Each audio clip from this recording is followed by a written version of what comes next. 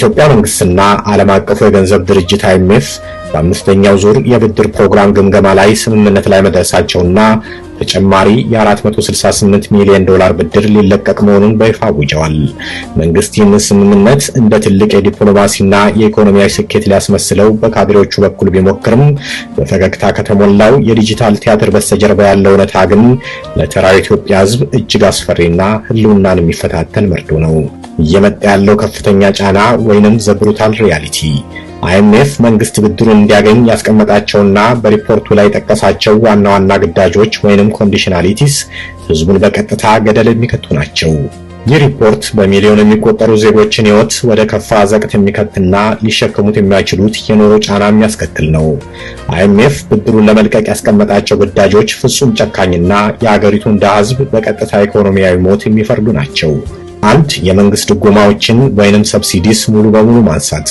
በነዳጅ በማዳበሪያና በመሰረታዊ ሸቀጦች ላይ የሚደረጉ ማናቸውም ድጎማዎች ወይንም ሰብሲዲስ በአስቸኳይ እንዲነሱ ታዟል።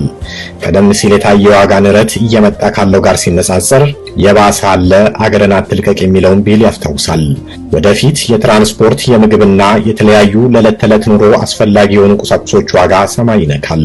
2 ግብርና ታክስን ማጥበቅ ወይንም ዶሜስቲክ ሬቬኑ ሞቢላይዜሽን። መንግስት የውስጥ ገቢውን ለማሳደግ ታክስና ግብር በየዘርፉ እንዲጨምር ይገደዳል። ይህ በቀጥታ ሸማቹንና አነስተኛ ነጋዴውን ያደቅቀዋል። 3 የገንዘብ ፖሊሲን ይበልጥ ማጥበቅ ወይንም ታይት ሞኔተሪ ፖሊሲ። የብር ኖት ህትመትና ብድርን መገደብ።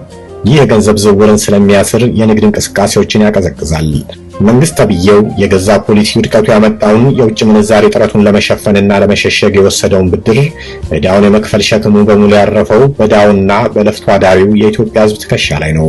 ከጥቂት ከተለያየ ብሔር ከተውጣጡ ካድሬዎች ከኦሮሞ ባለጊዜዎችና ከባለስልጣናት ጋር ተመሳጥረው ከሚሰሩ የጥቅም ተጋሪ ባለሀብቶች በህጋዊ መንገድ የሚሰሩት አብዛኛዎቹ ከጨዋታ ውጪ የሆኑና ፈቃዳቸውን እየመለሱ መሆኑን ልብ ይሏል።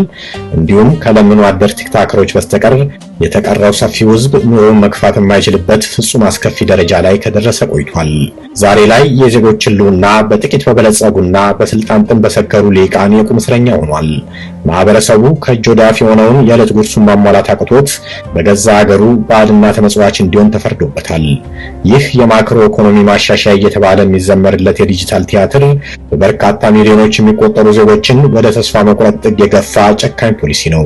ህዝቡ ትዕግስቱ ተማጦ ኑሮውን በቁሞት ተተክቶ መመልከቱ ያበቃ ዘንድ ከዚህ የፕሮፓጋንዳ መጋረጃ በስተጀርባ ያለውን እውነታ ተገንዝቦ መብቱንና ጥቅሙን ለማስከበር በቁርጠኝነት የመነሻው ጊዜ አሁን ነው።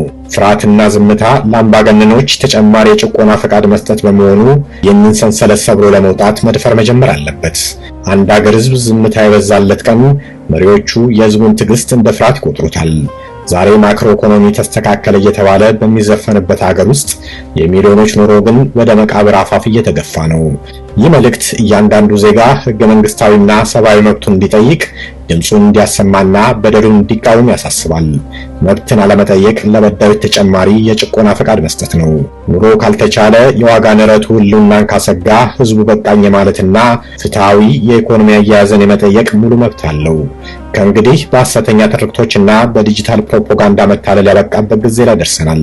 በቃችሁ፣ ድምጻችሁን አሰሙ፣ መብታችሁንም ጠይቁ።